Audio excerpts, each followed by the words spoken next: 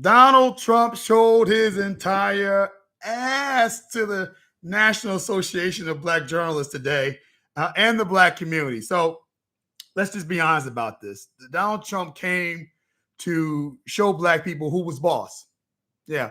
And to give his base the MAGA red meat it had been clamoring for, that it was looking for weeks. You know, after weeks of Kamala Harris taking over the airwaves and all the good press and, Donald Trump was hankering to become the subject matter, for bad or for worse, right? Just so he could be that person in the spotlight, because to him, like a lot of people, right,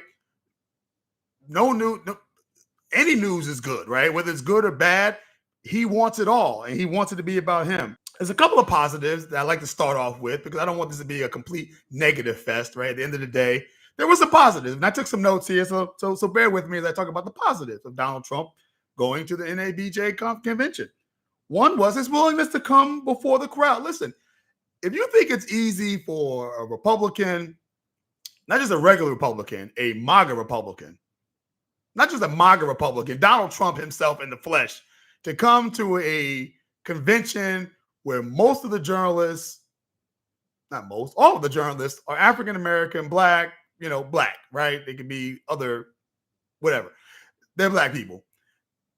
Probably progressive, probably liberal, probably have written negative things about him, all in a room together.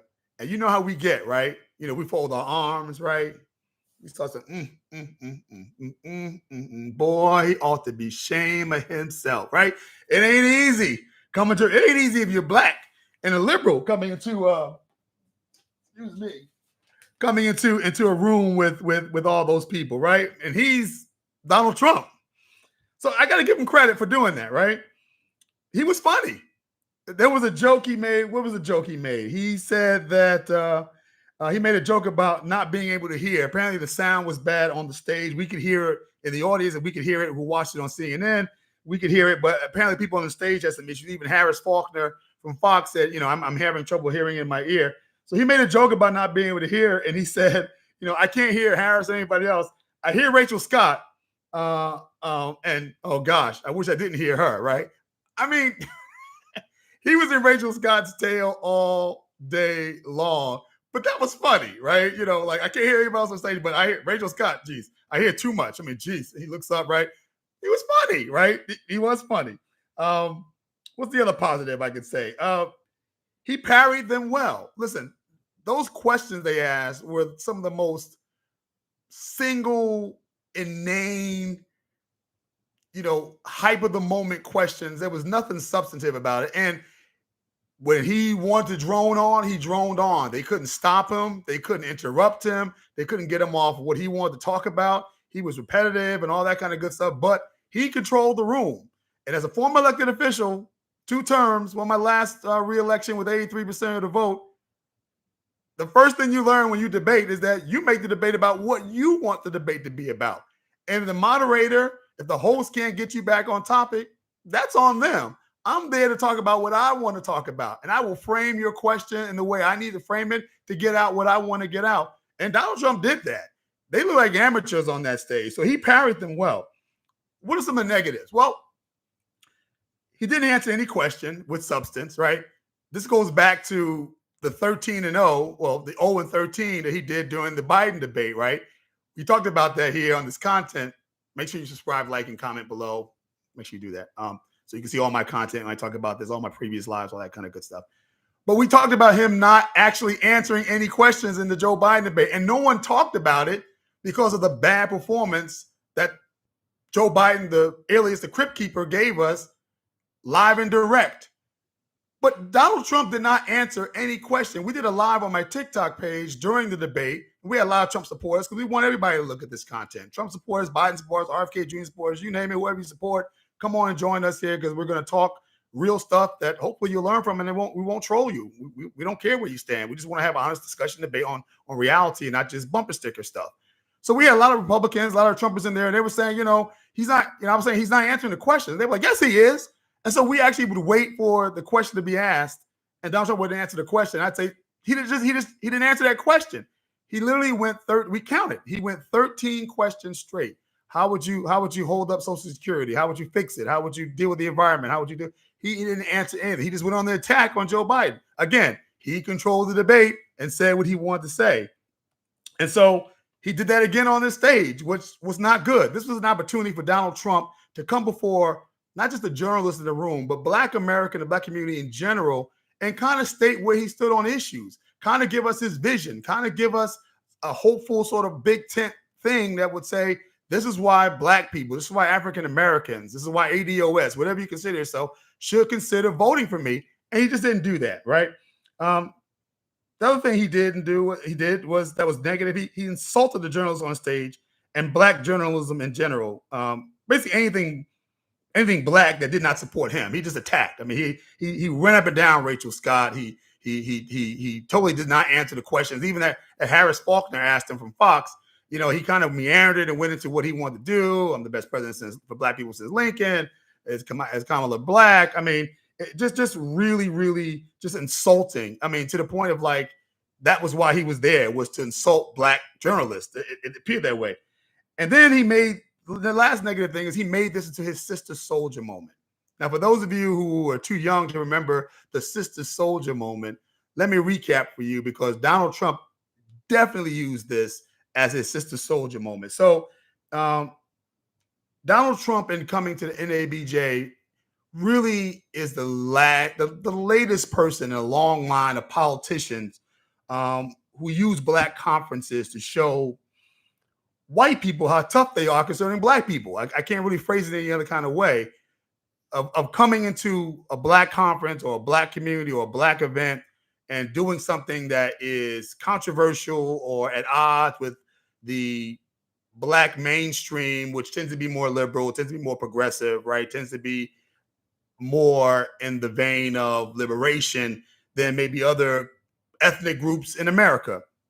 So an example of this is not even a Republican.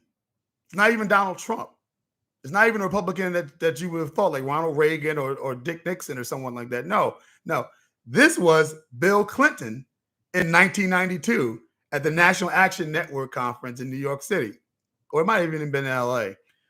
But in June of 1992, Bill Clinton, then candidate Bill Clinton, governor, state of Arkansas, running for president, was trying to showcase how he was not a traditional Democrat, that he was something different, right? That he was a moderate Democrat. He was a pragmatist Democrat, that he didn't adhere to the old coalition of Black and Latinos and liberalism. He was a moderate. He was a more of a more conservative than he was liberal, right? Even though he would not probably consider himself that.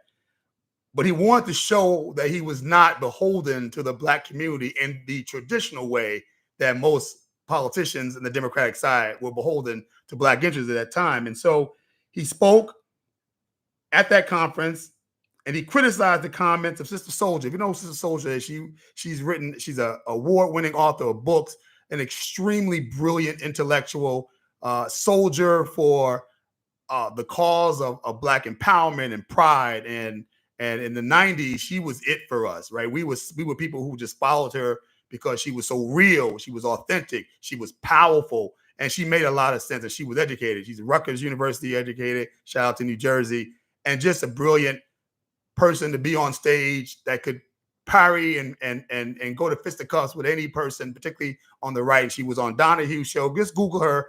Not only her wit, but her political commentary. And she had made a statement about the LA riots that had just happened. And Bill Clinton said, if you substituted the word Black for white in her speech, it could be David Duke giving the same speech. And there's no place in America to tolerate racism from anybody, from Black people, from white people. Now, he picked that spot.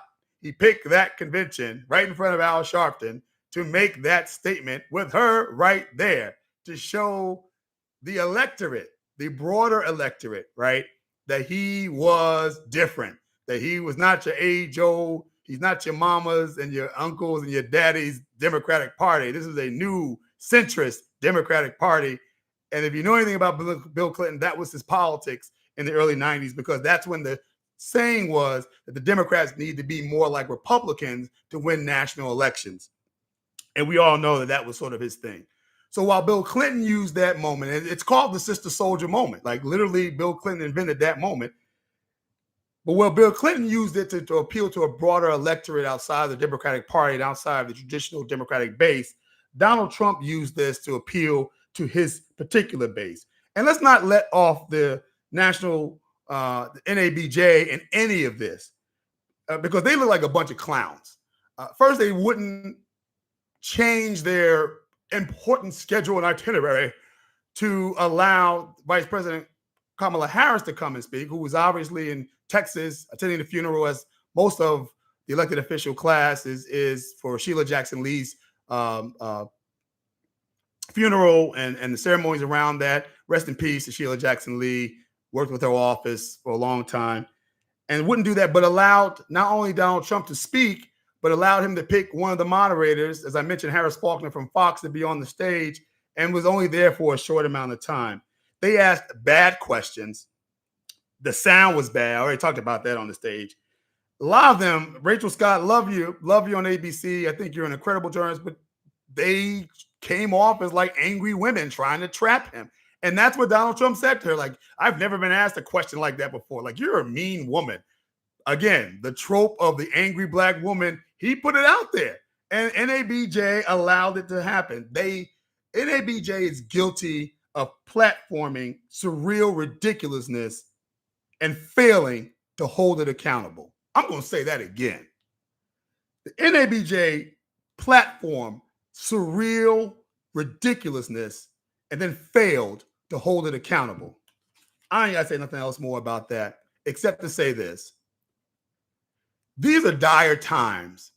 And if black organizations of journalists who are supposed to know better, who are supposed to present facts, if you are going to invite someone who's running for president, invite everybody, invite at least the two major parties to do that, and then ask questions that are important to the everyday lives of black people, to our economic interests, to our civil rights interests, to our law enforcement and criminal justice issues.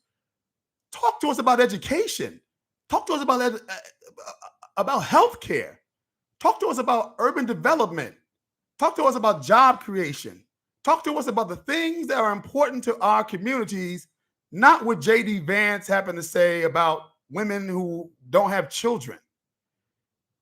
The NABJ just parroted the same nonsense that goes on as on the 24-hour cable news network that doesn't serve anybody and signifies nothing. Thanks for doing us a favor, and thanks for getting what you got from that interview, because now he has bragging rights to talk about our community even more and in worst possible terms.